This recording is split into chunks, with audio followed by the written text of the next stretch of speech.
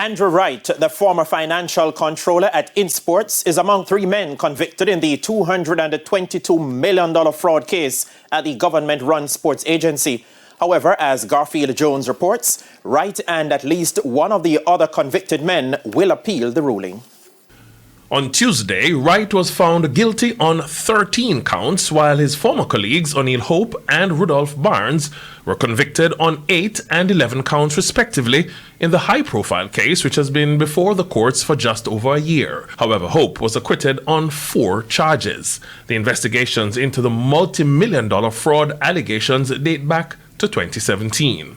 Attorney for Wright, Alessandra Labiche, stated what the next course of action would be for her client. And the only thing I would say at this time is that we are taking the necessary instructions to see what will be done in the future. Appeal, naturally. We've already identified several grounds and we're eager to have this portion of it completed so that we can get the matter before the Court of Appeal. Meanwhile, attorney for Hope, Seymour Stewart, was adamant that his client was not guilty. No, we do not agree with the verdicts. Everything that my client, Mr. Hope, did was duly and properly authorized from on high. We don't believe that he should have even been charged. And we have already started the process to file our appeal. The men were remanded in custody until November 21, when they will return to court for sentencing.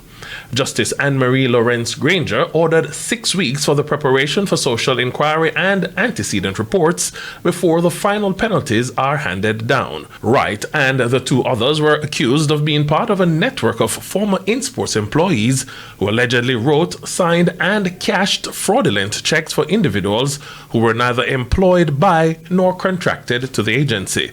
The convictions bring to a close another chapter in the long-running case, which uncovered a scheme that siphoned off millions of dollars from InSports. Garfield Jones reporting for TVJ Sports.